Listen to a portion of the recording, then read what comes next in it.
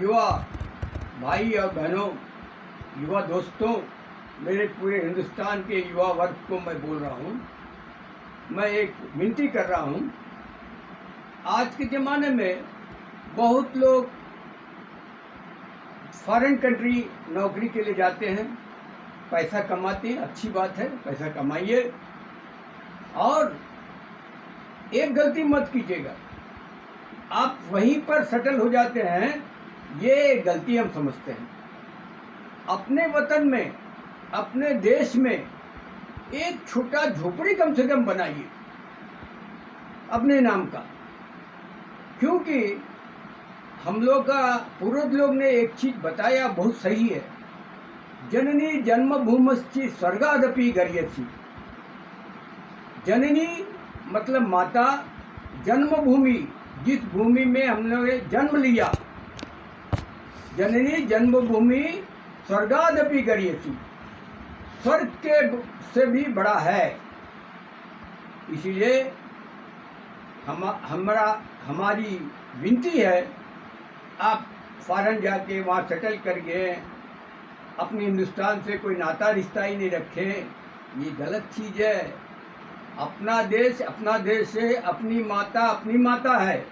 कभी भी कोई कष्ट में बच्चा होता है, पूरी दुनिया ठुकरा देती है, लेकिन माँ बोलती है, आओ बेटा आओ, कैसा है, खाना खाया,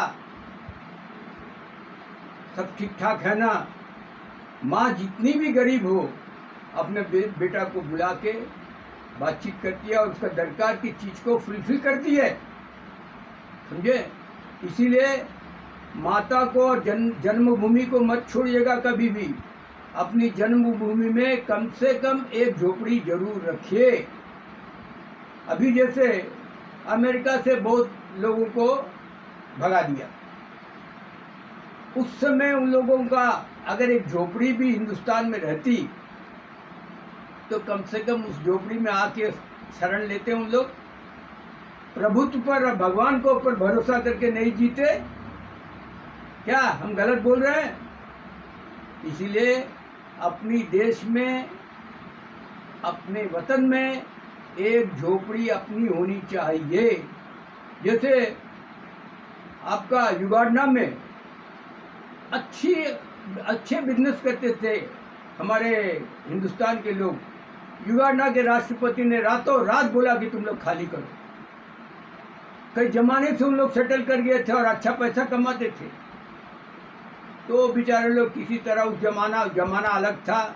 अमेरिका गया, अमेरिका में कोई रोड में पेपर बेचा, कोई रोड में चाय बेचा, इस तरह फिर वो लोग सेटल हो गए। इसीलिए मेरा बार बार विनती है युवा वर्ग से, खास करके युवा हो या युवती हो हमारे भारतवर्ष के, अगर आप फॉरेन जाते हैं, बाहर कंट्री जाते हैं, पैसा कमाते हैं, बहुत अच्छी बात है, लेकिन अपने वतन में, अपने देश में कम से कम एक झोपड़ी होनी चाहिए।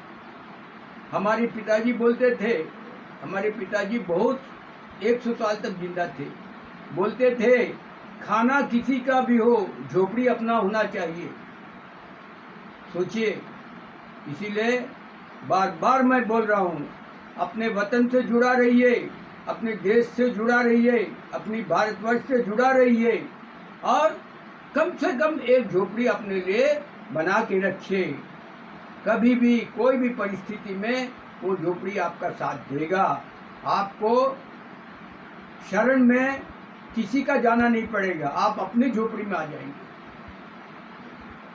आप शरणार्थी बन के नहीं आएंगे, गर्व से बोल सकते यस मेरा अपना घर है, हम अपने घर में चले जा रहे हैं।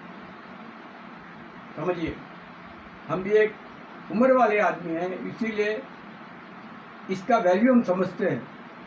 हम भी यंग एज में, युवा अवस्था में अपनी घर का या अपने झोपड़ी के बारे में सोचते नहीं थे।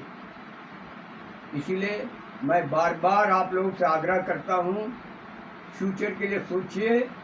कल को क्या हुआ ये सिद्धांत को छोड़ दीजिए, कल कौन देखा ये सिद्धांत को छोड़ दीजिए। मेरी बात मान लीजिए, अपने वतन से जुड़ा रहिए। वतन में, अपनी देश में, अपनी जन्मभूमि में कम से कम एक झोपड़ी बनाइए और उस झोपड़ी का साल में एक बार देखभाल करते रहिए। वो कभी भी आपका साथ देगा। जय गुरु।